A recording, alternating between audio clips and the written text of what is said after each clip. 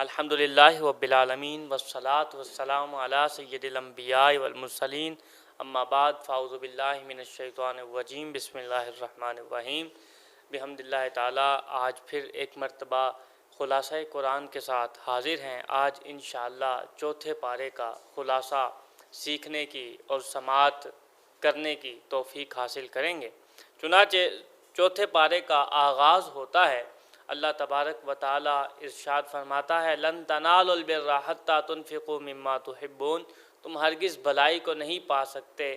خیر کو نہیں پا سکتے جب تک کہ اپنی پسندیدہ اپنی محبوب ترین چیز ہماری راہ میں نہ دے دو۔ تو یہ ایک ایسا ضابطہ اور اٹل قانون بیان فرمایا کہ اگر بندہ اللہ کا محبوب بننا چاہتا ہے تو اس کو سب سے قبل جو کام کرنا ہوگا وہ اپنی محبوب چیز اللہ کی راہ میں دے دینی ہوگی۔ اب وہ کیا ہے؟ محبوب مال ہے تو اللہ کی راہ میں خرچ کریں۔ رسول کریم صلی اللہ علیہ وآلہ وسلم اونٹ کا گوشت کھاتے تھے اور اونٹنی کا دودھ میرے آقا نوش فرماتے تھے۔ اس پر یہود نے اعتراض کیا کہ اونٹنی کا گوشت اور اس کا دودھ تو شریعت ابراہیمی سے حرام چلا آ رہا ہے۔ رسول اللہ صلی اللہ علیہ وآلہ وسلم اگرچہ امی تھے اور آپ صلی اللہ علیہ وآلہ وسلم نے رسمی طور پر لکھنا پڑھنا نہیں سیکھا تھا، مگر آپ نے یہود کو چیلنج کیا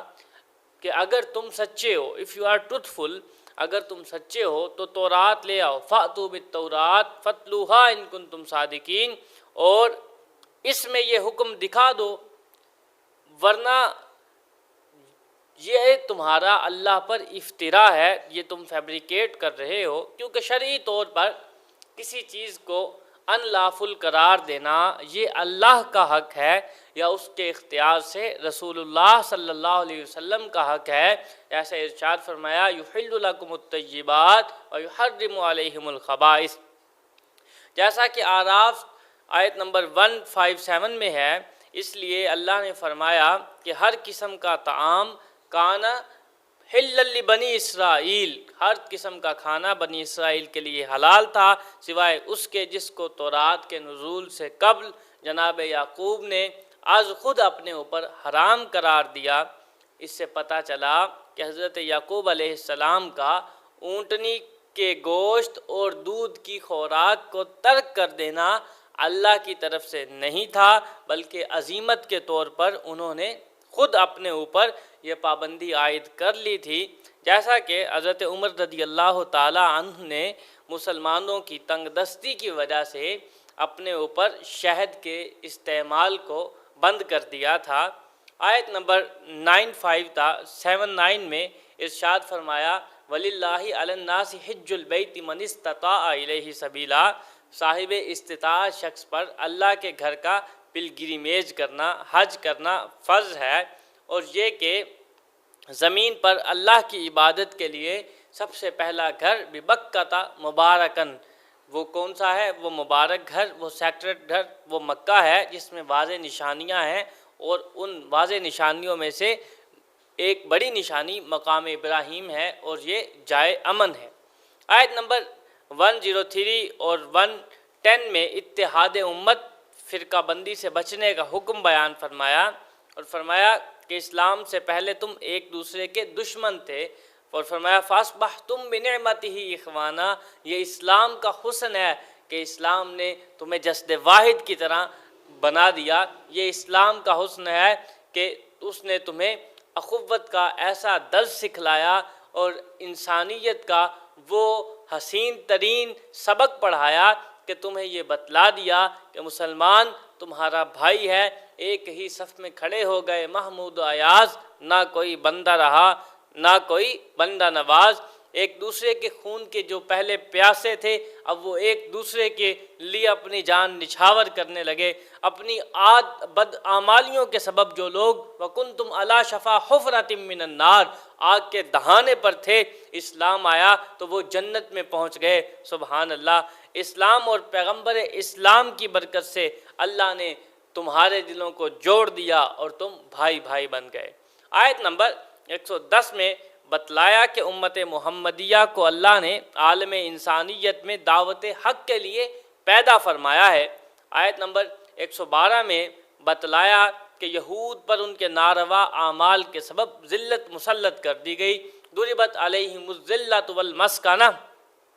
کیوں؟ وہ کیا کرتے تھے؟ یکفرون بآیات اللہ، انکار بھی آیات اللہ۔ یہود کا شیوا ہے، جیسے آج بھی کچھ نادان نام نہاد مسلمان اللہ کی آیات کا انکار کرتے ہوئے دکھائی دیتے ہیں، تو وہ اپنے اس شیوا پر غور کریں۔ اور دوسرا وہ کیا کرتے تھے؟ انبیاء کو ناحق قتل کرتے تھے، اللہ کی آیات کا انکار کرتے تھے، حد سے تجاوز کرتے تھے، اور ساتھ ہی یہ بتایا کہ سارے اہل کتاب ایسے نہ تھے، لیسوا سواء من اہل الکتاب، ان میں سے کچھ لوگ تو ایسے تھے جو حق پر قائم رہے، وہ تلاوت بھی کرتے تھے، عبادت بھی کرتے تھے، خیر کے کاموں میں مستعد بھی رہتے تھے، امر بالمعروف اور نہی عن المنکر ان کا شعار تھا۔ آیت نمبر 118 میں حکم ہوا کہ اہل ایمان کو چاہیے کہ وہ اپنے دین کے دشمنوں کو اپنے راز نہ بتلائیں، لا تتخذوا بطانا، ان کو بطانہ نہ بناؤ۔ فرمایا وہ مسلمانوں کی بربادی میں کوئی کسر کوئی کمی نہیں چھوڑیں گے، اور مسلمانوں کا مصیبت میں مبتلا ہونا ان کے لیے خوشی کا سبب ہے، اور ان کی مسلمانوں سے نفرت کسی حد تک ان کی باتوں سے عیاں ہے۔ قد بدت البغضاء من افواہہم وما تخفی صدورہم اکبر، اور جو ان کے دلوں میں مسلمانوں کے خلاف بغض چھپا ہوا ہے وہ اس سے کہیں درجے بڑا ہے، اور وہ اس سے بھی بڑا ہے۔ اور فرمایا غزوہ بدر کی طرف اشارہ کرتے ہوئے کہ غزوہ بدر وہ معرکہ ہے جو اسلام کی تاریخ کا ایک سنہری موقع ہے، جب میرے آقا نے فرمایا مولا اگر یہ مٹھی بھر جماعت بھی اٹھ گئی تو تیرا نام لینے والا کوئی نہ ہوگا۔ فرمایا کہ تم لوگ کیا تھے؟ بہت تھوڑے تھے، ہم نے تمہاری مدد کی۔ آیت نمبر 122 میں فرمایا کہ منافقین کا ساتھ چھوڑنے کے بعد مسلمانوں کی دو جماعتوں بنو حارثہ اور بنو سلمہ کی ہمتیں پست ہو رہی تھی کہ اللہ نے انہیں بچا لیا اور وہ ثابت قدم رہے۔ آیت نمبر 123 تا 128 میں غزوہ بدر کا ذکر ہے۔ اللہ نے ایسے حالات میں مسلمان جب وَلَقَدْ نَصَرَكُمُ اللَّهُ بِبَدْرٍ وَأَنْتُمْ أَذِلَّةٌ فَاتَّقُوا اللَّهَ لَعَلَّكُمْ تَشْكُرُونَ، اور تم اللہ کا شکر کرو اور تمہاری مدد بِثَلَاثَةِ آلَافٍ مِّنَ الْمَلَائِكَةِ مُنزِلِينَ، 3000 فرشتے مدد کے لیے اتارے، مزید نصرت غیبی کا وعدہ فرمایا، اور یہ بھی بتایا کہ مجاہدین کی مدد کے لیے فرشتوں کا نزول، وَلَٰكِن لِيَطْمَئِنَّ قَلْبِي، تاکہ تمہارے دل اطمینان کنٹینٹ حاصل کریں۔ تو فضائے بدر پیدا کر فرشتے تیری نصرت کو اتر سکتے ہیں گردوں سے، کتار اندر کتار اب بھی، جیسا کہ آپ کو معلوم ہے آج کل بھی مسلمانوں کے حالات بہت برے ہیں، لیکن ہمیں وہ ایمان، وہ یقین، وہ جذبہ، وہ عمل لے کر آنا ہوگا انشاءاللہ۔ اگر وہ ہمارے پاس ہوگا تو ہمارے لیے پھر سے اللہ تبارک و تعالیٰ کی مدد آئے گی۔ آیت نمبر 130 میں ایک بار پھر سود کی ممانعت کا حکم نازل ہوا کہ حرام طریقے سے لا تأکلوا الربا اضعافا مضاعفا، حرام طریقے سے مال کو دگنا چگنا کر کے مت کھاؤ۔ آیت نمبر 133 اور 34 میں بتایا اہل جنت کا شعار یہ ہے کون فی السراء والضراء، وہ ہر حال میں، وہ خوشی ہو وہ غمی ہو، وہ اللہ کی راہ میں خرچ کرتے ہیں، غصے پر قابو پاتے ہیں، لوگوں کی خطائیں معاف فرما دیتے ہیں۔ جیسا کہ ہمارا مدنی انعام بھی ہے، شیخ طریقت اس بات کا درس دیتے ہیں کہ آپ نے کیا کرنا ہے، جب غصہ آئے تو اسے پی لیجئے، لوگوں کو معاف کیجئے، کیونکہ اللہ تعالیٰ کو معاف کرنا بہت پسند ہے، اور رمضان کا مہینہ ہے، اللہ سے کثرت سے دعا کیجئے، اللہم انک عفو تحب العفو فاعف عنی یا غفور یا غفور یا غفور۔ آیت نمبر 139 تا 143 میں غزوہ احد میں افرادی قوت اور اسباب میں کمی کا سبب دل چھوڑنے والے مجاہدین کو تسلی دی کہ ثابت قدم رہو، وانتم الاعلون ان کنتم مؤمنین، تم غالب رہو گے اگر تم مومن رہے۔ اگر وقتی طور پہ کوئی تکلیف، کوئی گزند پہنچی ہے تو اہل حق کے ساتھ ماضی میں ایسا ہوتا رہا ہے، مگر برے دن تلک الایام نداولها بین الناس، یہ دن ہم لوگوں میں پھیرتے رہتے ہیں۔ یہ ابتلائیں مسلمانوں کے لیے درجات کی بلندی کا سبب بنتی ہیں، اور جنت کے حصول کے لیے مسلمانوں کو مشکلات سے گزرنا پڑتا ہے۔ موت سے ڈرنا مسلمانوں کا شعار نہیں ہے، بلکہ الموت تحفۃ المؤمن، وہ تو بندہ مومن کے لیے تحفہ ہے۔ غزوہ احد میں جب یہ افواہ اڑا دی گئی کہ اعوذ باللہ اللہ کے رسول شہید ہو گئے، تو مسلمانوں کے قدم عارضی طور پر لڑکھڑا گئے۔ ان کو اطمینان دلانے کے لیے اللہ نے فرمایا وما محمد الا رسول، محمد تو اللہ کے رسول ہیں،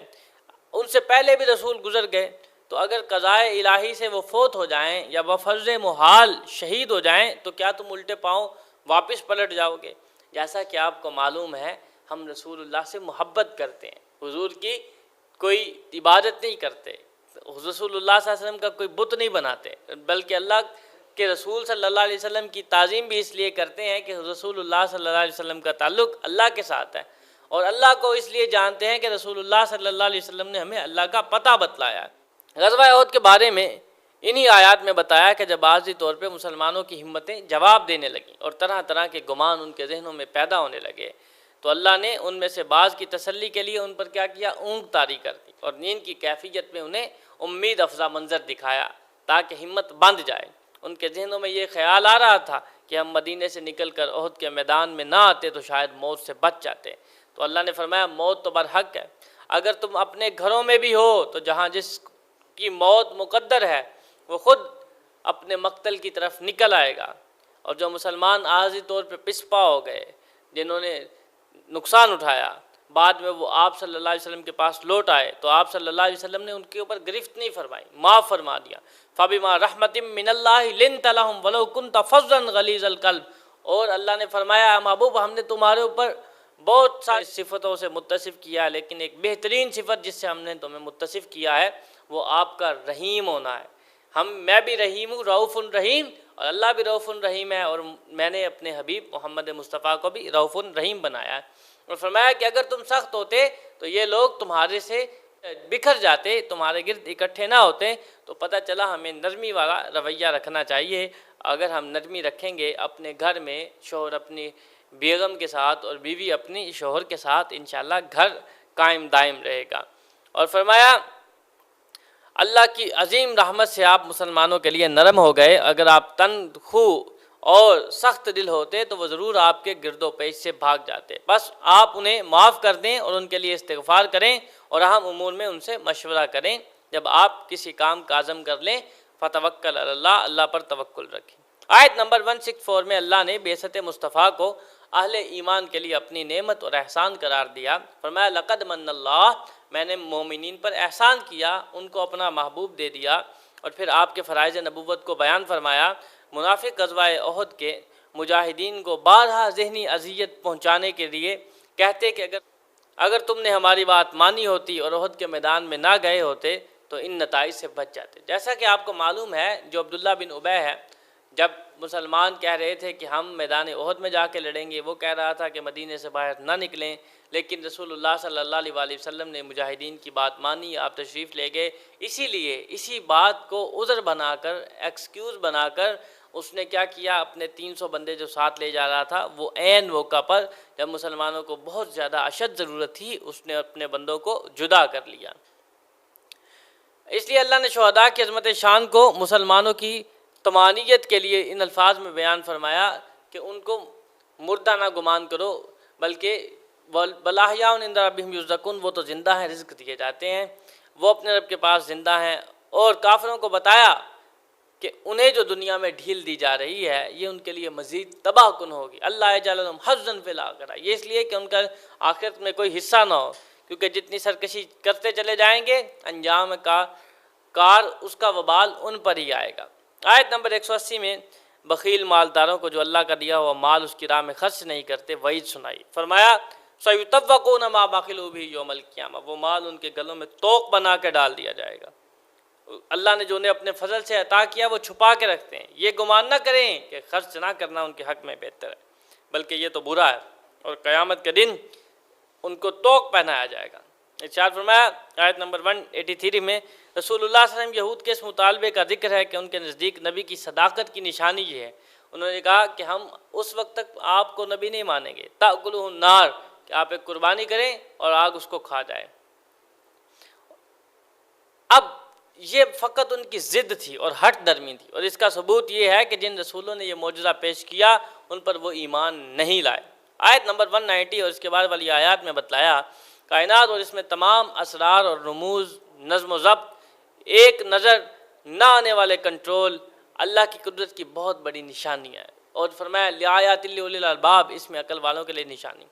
اہل ایمان ہر حال میں اللہ کے ذکر میں محو رہتے ہیں، قیاما وقعودا وعلی جنوبہم ویتفکرون فی خلق السماوات، اور تفکر و تدبر ان کا شیوا ہے۔ اے ہمارے پروردگار، وہی اپنے رب سے دعائیں کرتے ہیں، ہمارے گناہوں کو بخش دے، خطاؤں کو مٹا دے، ہمارا خاتمہ نیک لوگوں کے ساتھ فرما دے۔ اے پروردگار، اپنے رسولوں کی زبانی تو نے جو ہم سے وعدہ فرمایا وہ ہمیں عطا فرمائے۔ اس کے بعد سورۃ نساء کی آیت ابتدائی 23 آیات ہیں۔ پہلی آیت میں اللہ فرماتا ہے لوگوں اپنے رب سے ڈرو، ایکویلٹی کا درس ہے کہ تمہیں ایک جان سے پیدا کیا، پھر تمام انسانیت کی اصل ایک ہے۔ اس کے بعد فرمایا اپنے زیر کفالت یتیموں کو، مال کو اپنے ساتھ مال کے ساتھ ملا کر نہ کھاؤ، انہ کان حوبا کبیرہ، یہ بہت بڑا گناہ ہے۔ اسی طرح اپنے خراب مال کو یتیم کے اچھے مال سے تبدیل نہ کرو۔ اگلی آیت میں بتایا اگرچہ بوقت ضرورت ایک سے زیادہ 4 شادیوں کی اجازت ہے، ذالک ادنی اللہ تعولوا، اور اگر تمہیں یہ خوف ہو کہ تم برابری نہیں کر سکو گے تو پھر ایک پر ہی گزارا کرو۔ عدل بہت کڑی شرط ہے۔ زیر کفالت یتیموں کے حوالے سے فرمایا کہ اگر وہ اپنے مال کی حفاظت کا شعور نہیں رکھتے تو ان کے سرپرست کو چاہیے کہ ان کے مال کی حفاظت کرے، ان کی ضروریات کی کفالت کرے، ان سے حسن سلوک کرے۔ یتیم کا مال اس وقت اس کے سپرد کرو جب وہ بالغ اور عقل مند ہو جائے۔ اس اندیشے سے یتیم کا مال جلدی جلدی ہڑپ نہ کرو کہ وہ بالغ ہو کر اپنے مال کا مطالبہ کرے گا۔ جب یتیم کا مال اس کے حوالے کر دو، احتیاطاً کیا کرو، فَإِذَا دَفَعْتُمْ شَهِدُوا عَلَيْهِمْ، تو کیا کرو، گواہ بنا لو، وَكَفَى بِاللَّهِ حَسِيبًا۔ یتیم کا سرپرست اگر غنی ہو تو اپنی ذات اور ضروریات پر یتیم کے مال کو خرچ نہ کرے، اگر وہ فقیر ہے تو وہ صرف بقدر ضرورت اپنے اوپر خرچ کر لے۔ اللہ نے فرمایا کہ مرد ہو یا عورت شریعت میں اپنے مقررہ حصے کی وراثت پانے کا حقدار ہے، یعنی اسلام میں عورت کو وراثت سے محروم نہیں رکھا گیا، اور یہ اسلام کا حسن ہے کہ عورت کو ایک نہیں بلکہ 2 حصے دیے گئے،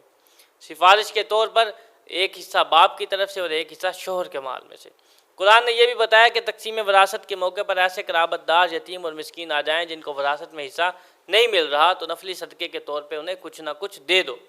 ذرا یہ سوچو کہ کل خدا نخواستہ تمہاری اولاد اس محرومی کی حالت سے دوچار ہو جائے تو ان پر کیا گزرے گی۔ سورۃ نساء کی آیت نمبر 11 اور 12 میں وراثت کے تفصیلی احکام ہیں، اور آیت نمبر 22 میں اللہ نے تفصیل کے ساتھ نسبی، سسرالی اور دودھ کے رشتے سے ان خواتین کا بیان فرمایا جن کے ساتھ نکاح ہمیشہ کے لیے حرام ہے۔ احکام وراثت اور محرمات نکاح کی تفسیر کے لیے کسی مستند تفسیر کا مطالعہ کریں۔ بحمداللہ تعالی یہ تھا خلاصہ۔ اللہ سے دعا کرتے ہیں اس میں جو کمی کوتاہی ہوئی اپنے فضل سے معاف فرمائے، ہمارا یہاں مل بیٹھنا قبول فرمائے۔ وآخر دعوانا